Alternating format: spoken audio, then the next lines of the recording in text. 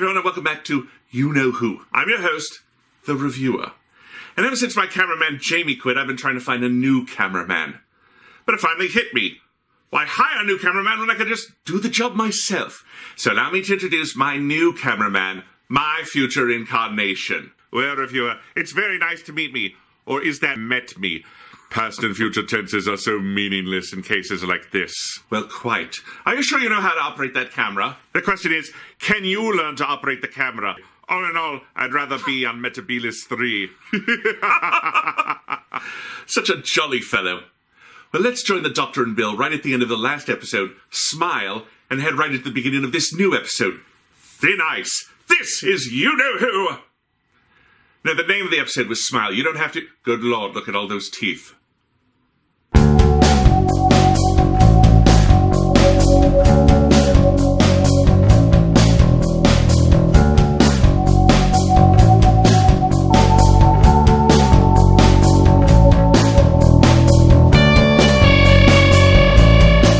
Bill and the Doctor arrive in London, the last great frost fair set up on the frozen Thames River. The Doctor explains that the TARDIS likes to take him to dangerous times and places. Bill's a bit worried about slavery, but the Doctor convinces her to go with him as a small piece of food drops down into the ice and something enormous swallows it up. And frankly, this feels like a missed opportunity to explore slavery from a modern perspective and contrast it to the mindset of the times. Not to excuse anything, but show how we as a people have changed and grown.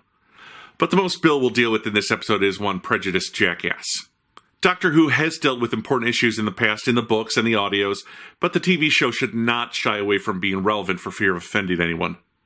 The Doctor and Bill emerge in Victorian garb and head out even as the TARDIS detects a life form in the Thames. Bill's a bit put off by the food, but enjoys the bowling, wrestling, and sideshow. I do so love the wrestling matches. Well, you did. In my future, politics is where all the good violence happens. Oh, look, he's laughing again. Bill notices green lights under the ice. She sees them again at a pie shop, and she and the Doctor decide to investigate, even as a drunk following them away from the fair disappears. A young girl with a leash asks if they've seen her small dog, but the Doctor knows it's a con. That collar is for a big dog. Her accomplice grabs the sonic screwdriver and the children run. They follow the kids onto the ice, but the boy, named Spider, sees the lights. As they watch, he's swallowed up into the ice. The Doctor tries to reach him, but can only grab the sonic. Bill demands he do something, but it's too late. He promises the girl they'll help, but Bill's run off. She was horrified seeing that boy die. So is the Doctor, but Bill demands to know how much death he has seen. He doesn't count anymore. Has he killed? Yes, but he needs to move on to save lives, as will she. Bill's rightfully shocked, but this almost feels out of character, since they've spent the last 2 episodes building Bill up as a more happy-go-lucky companion. Now we're hitting the gravitas we probably should have hit in the first episode, and it feels a little out of place. But then, sooner or later, every companion has to confront the Doctor's dark side. It's almost expected in the early episodes of a companion's tenure. They find the girl, Kitty, and she takes them to a hideout where orphan children live on what they've been stealing. But the job of handing out flyers to bring people to the fair is legitimate. I'll give a tip of the hat to the actors playing the kids. They did a good job. They were only given a few lines, so they never come off as overly precocious. The only real character there is Kitty, played by Asiatu Koroma. Apologies for the pronunciation. And she does a nice job of the overly protective sister character to the other orphans. They take some time to feed the kids and read them stories before learning that a man with a boat tattoo is the one paying them to hand out the flyers. They'll never find the man, so instead, they'll get eaten. They put on diving suits and walk onto the thin ice. Bill gets taken by the lights with the Doctor diving in after her. The lights are bioluminescent fish. They see a giant sea monster that's been chained up to the bottom of the Thames as Spider's hat floats past them. The smaller fish attract prey for the larger fish, and the Doctor wants to know who chained it up. They head back up onto the ice and run into a pie man from earlier. When asked about anything unusual, the pie man points them to the dredgers. The dredging is going on at a plant where security is ultra tight. The Doctor psychic papers his way in and gets a tour from the manager who works for a Lord Sutcliffe. They're pulling mud out of the Thames, but it's not mud. It's the byproduct of the sea monster. Sea monster byproduct? Is it edible like fish fingers? Could I try some with some tartar sauce or maybe some custard? I was so naive when I was younger. The manager knows that it's sent to a steel mill, and since they can't smoke around it, the manure is probably flammable. Rumor is it burns hot, even underwater. They go to meet Lord Sutcliffe, and the Doctor asks Bill to remain calm. They need to get answers. Sutcliffe comes in and is initially polite, but when he sees Bill, a black woman, sitting in his home, he starts to insult her. That is until the doctor punches him.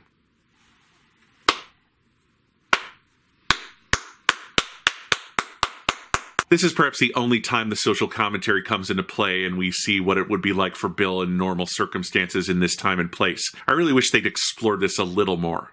Sutcliffe's goons, including a man with a boat tattoo on his hand, hold them prisoner. He's human. He's not sure where the sea monster comes from, but his family has controlled it for years. He makes sure the frost fair is well attended so that people will be pulled in and get eaten by the fish, then turned into fuel.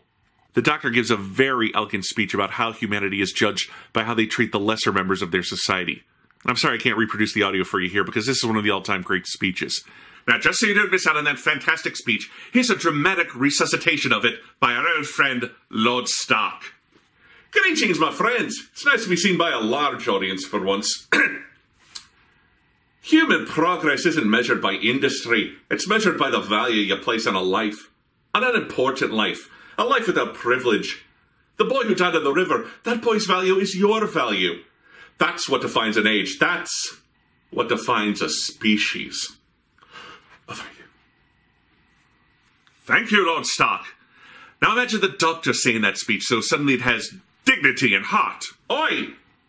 Sutcliffe doesn't care about the lesser members of his society and has them tied up in a tent with barrels of dynamite.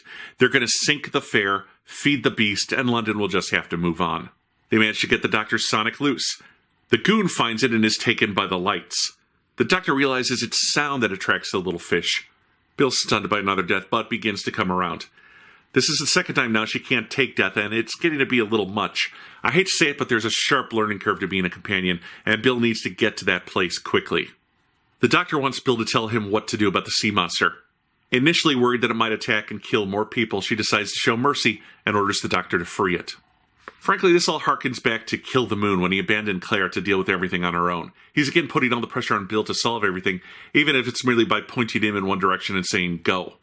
It felt to me like he's trying to absolve himself from any guilt or responsibility, but I suppose you could also make the argument that he's trying to teach Bill. I know that the doctor's motives can sometimes be shady, but I don't think they should ever appear heartless. Bill, Kitty, and the kids all run through the fair yelling that the ice is cracking. They get most, but not everyone, off when Sutcliffe decides to destroy the ice. But nothing happens. The explosions now occur underwater, destroying the creature's chains as the doctor emerges from the dredging plant. Sutcliffe finds his tent empty as the ice cracks, he falls in, and is eaten by the monster. The doctor arrives just in time to grab Bill as she leaps off the destroyed ice. He pulls her up and they watch the sea monster swim away. And that's the last we see of Nessie. We don't get any answers. Was it producing manure as a spaceship fuel? Was it alien to our world? What became of it? We don't know. We may never know, and frankly, that annoys me. I don't require much from a Doctor Who episode, but I do require closure. The briefest of explanations would suffice, and here we get nothing about the monster or how the Sutcliffe family found and chained it. The next day, Kitty and the orphans arrive at Lord Sutcliffe's home. The Doctor is rearranging the Lord's will and names the young boy Harry as Sutcliffe's heir. This is their home now. They return to the present just as Nardole brings in the tea. But he's horrified to see their period outfits, knowing that the doctor has broken his vow not to leave this time and place. Looking it up, they see no mention of the sea monster. The doctor chalks it up to day drinking, and Perry's inheritance was found legal, so the children lived happily ever after. Later, Nardole is down in the vault. He hears a knocking, but warns whatever is on the other side of the vault door that even if the doctor's gone, Nardole is there, before running off in fear as the knocking gets louder. Oh, well, that was somewhat of a fun story. I found myself put off afterwards by the unanswered questions and Bill's somewhat formulaic response to the dark side of life on the TARDIS. I give Doctor Who Thin Ice 3 TARDISes out of 5. Really, reviewer? I'd have given it 3.5 out of 5. Oh, I know. You don't want to split a TARDIS for fear of destroying the universe, but I solved that problem eons ago, and my reviews can now go down to 1/10 of a TARDIS. I'm really quite a big deal. Yes, thank you, me. But now it's time for our Time Lord of the Week. Yes, today's Time Lord of the Week is my old friend, Brian. Such a stupid name! But you probably know him better as the Loner, a dark rebel who plays by his own rules.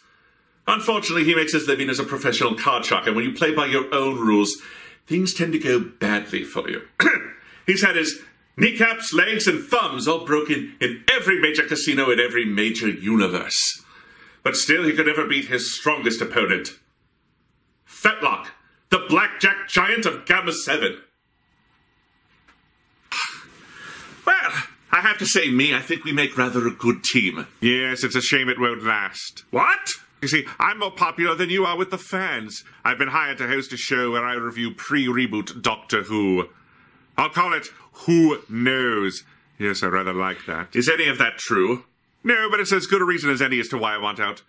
There's an odor I was unaware of when I was you. I've already contacted my future incarnation to replace me as a cameraman. Alonzi!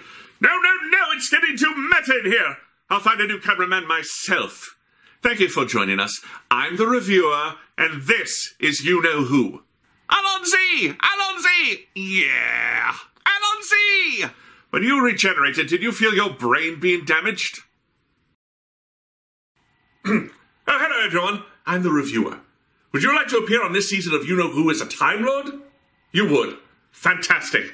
Simply go to the Last Angry Geek's Patreon page, pledge the $10 level called Geek Lord, and send the geek a picture of yourself that you would like to appear on You Know Who. I'll come up with a Time Lord name and origin for you. But there are only so many slots available as there are only so many episodes of You Know Who for this season. So act now. Thank you, and good night.